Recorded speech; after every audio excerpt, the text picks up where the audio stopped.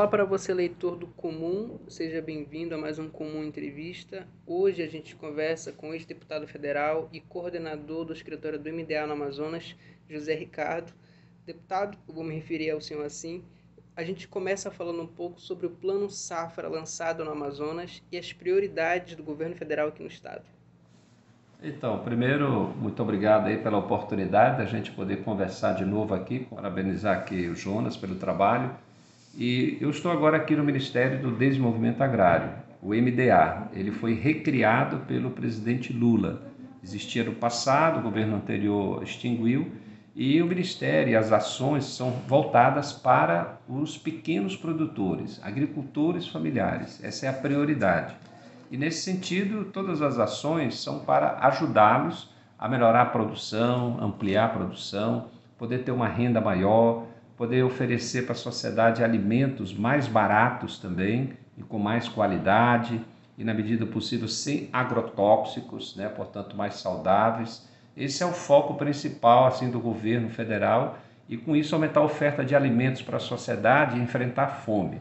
Especificamente, agora, esta semana, então, foi lançado no Amazonas o Plano Safra da Agricultura Familiar. O Lula já tinha lançado, há semanas atrás, o Plano Safra a nível nacional, sendo em duas partes. A primeira parte empresarial do agronegócio, com muitos recursos, mas também, no segundo dia, para a agricultura familiar. Porque o que acontece? A maior parte da produção de alimentos é da agricultura, são dos pequenos produtores e pequenos pecuaristas que criam animais, os pequenos que produzem os alimentos principais que são consumidos pela população brasileira, na mesa, no prato de todo mundo. Não é o grande negócio, o agronegócio, que produz a maior parte da alimentação. Então, o Plano Safra significa o quê? Seria a projeção de recursos disponíveis para emprestar para o crédito para os pequenos produtores. Olhando assim no Brasil inteiro, o valor é mais de 70 bilhões, 71 bilhões. É 34% mais do que no ano anterior. Então houve um crescimento, é mais dinheiro. Agora, é claro, o dinheiro tem que ser acessado nos bancos oficiais, principalmente o Banco da Amazônia e o Banco do Brasil. Então tudo isso para poder facilitar o acesso a esse recurso. Claro que tem facilidades através de planos melhores, com juros mais baixos, são juros muito baixos mesmo, para emprestar esse dinheiro. Há uma prioridade, além dos agricultores, também indígenas, quilombolas, ribeirinhos, você tem até pescadores, na medida que em algumas comunidades estejam organizadas na produção, também tem acesso a esse recurso. E você tem apoio para a compra de máquinas e equipamentos. Além disso, assistência técnica. Então, tudo isso para tentar favorecer os pequenos produtores dos municípios do nosso estado. Começando da capital, no entorno, considerando que aqui em Manaus temos um grande centro consumidor. Então, quanto mais tiver produção local, mais renda para quem produz e mais alimentos mais baratos, melhores para a população aqui de Manaus e do interior. O senhor citou no início da sua fala que o MDA chegou a ser extinto em governos anteriores. E eu trago aqui a pergunta para o senhor. No último governo ele sendo extinto, agora ele retorna aqui para o estado. Qual a importância hoje do escritório do MDA, na antiga delegacia do MDA aqui no estado do Amazonas? De que maneira ele auxilia o governo federal a alcançar os ribeirinhos e nossos produtores rurais aqui no estado? Olha só, quando foi recriado agora o MDA, como eu disse, o foco é olhar os pequenos. Junto com o MDA tem duas estruturas, o INCRA e a CONAB, e a coordenação do MDA aqui no estado, onde eu estou coordenando agora. O INCRA tem o papel de regularizar a terra, dar os títulos, cuidar dos assentamentos onde você tem muitos agricultores e produtores. O INCRA está sucateado, e o governo Lula já vai fazer concurso público para ter mais funcionários, investir no INCRA, ter uma presença maior no interior, dar agilidade também na regularização das terras. E você tem a CONAB, que também agora está subordinada ao Ministério, que cuida da compra, da alimentação, principalmente o chamado Programa de Aquisição de Alimentos, que teve até o mês passado prazo para as associações, cooperativas, apresentarem as propostas de vender para a CONAB compra e vai fazer a doação para as entidades sociais que estão enfrentando a fome, entidades sociais que nós temos em Manaus, que trabalham com crianças, idosos e moradores também em situação de rua. Então são vários programas. Tudo isso está no Ministério do Desenvolvimento Agrário. O papel nosso aqui na coordenação é ajudar nessa articulação das ações desses órgãos públicos, junto também com o governo do estado e as prefeituras. Porque muitos programas do governo federal, eu diria, boa parte dos programas são executados através de prefeituras e governo. Prefeitura e governo tem que fazer o cadastro do agricultor, tem que ajudar na assistência técnica, né, pode ajudar a implementar os vários programas, inclusive cuidando dos ramais e vicinais para o deslocamento e escoamento da produção. O senhor enxerga como um resgate da valorização dos pequenos produtores aqui no estado? Qual é a sua avaliação sobre o retorno do MDA aqui e o alcance desses ribeirinhos? Olha só, na vez passada, o governo passado, teve cortes de recursos em todas as áreas, né? O governo Bolsonaro teve assim, um problema aqui com o Amazonas, porque em vez de aumentar os recursos para o investimento, diminuiu. E no caso da agricultura familiar, na produção de alimentos, o apoio aos pequenos produtores, isso aconteceu assim, de forma que o valor disponível agora, no ano passado, no orçamento, era valores assim irrisórios para ajudar. Então, por exemplo, na compra de alimentos, tinha 2 milhões disponíveis.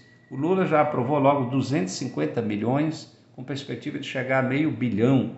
Então, isso vai levar recursos para os pequenos produtores. Agora, aqui no Amazonas, além de recriar o MDA, também foi recriada a Secretaria, o Ministério da Pesca e a Secretaria de Pesca aqui, a Superintendência, melhor dizendo, de Pesca. Então, tem um olhar também para os pescadores. Só que através do MDA, você tem um apoio para a produção, inclusive pescadores estão também envolvidos.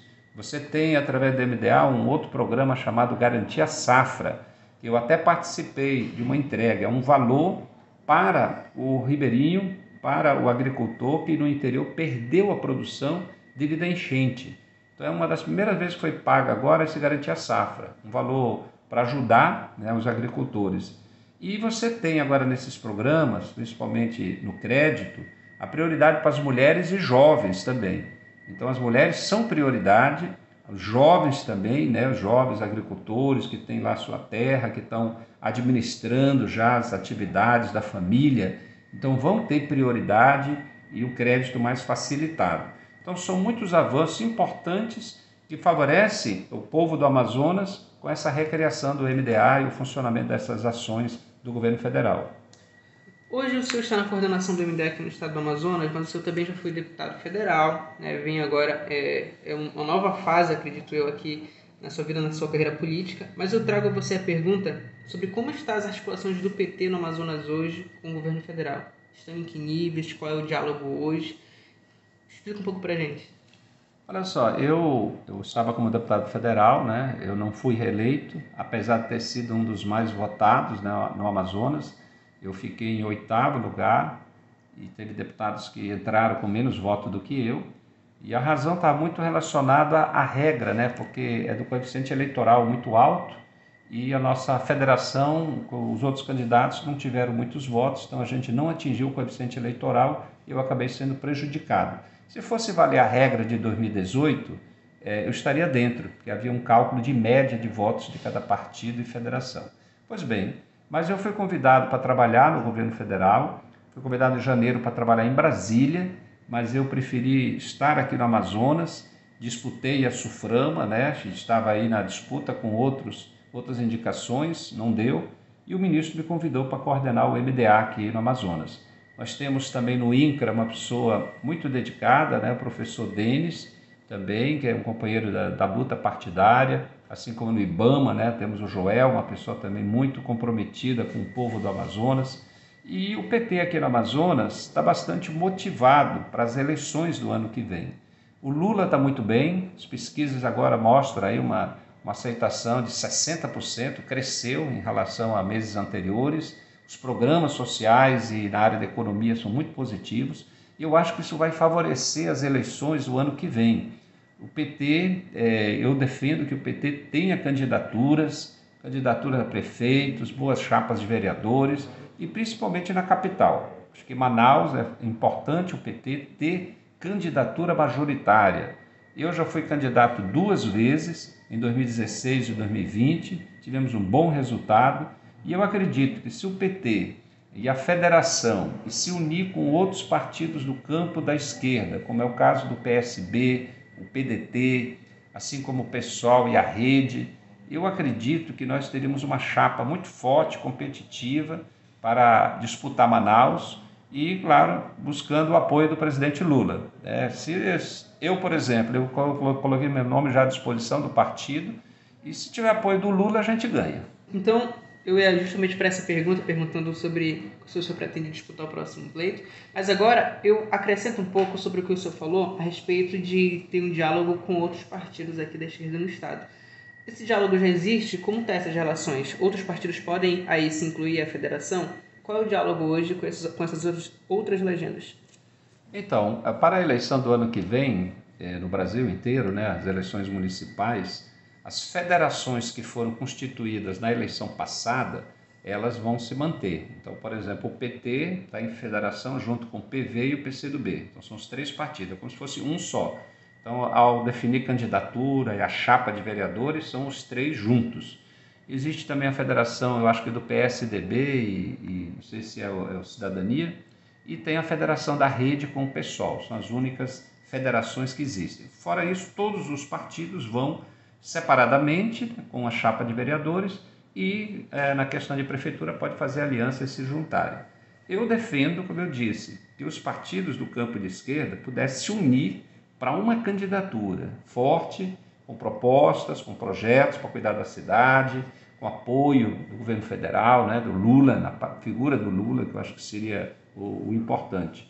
Agora, é claro que a gente sabe que a disputa vai ser grande, aqui tem muitos aliados do governo federal agora, tem até parlamentares e políticos e empresários que apoiavam Bolsonaro e agora mudaram de lado e já estão apoiando o Lula. Então, o Lula tem muito apoio aqui no Amazonas. E é claro que isso vai influenciar muito a definição aí, se ele vai apoiar, quem ele vai apoiar.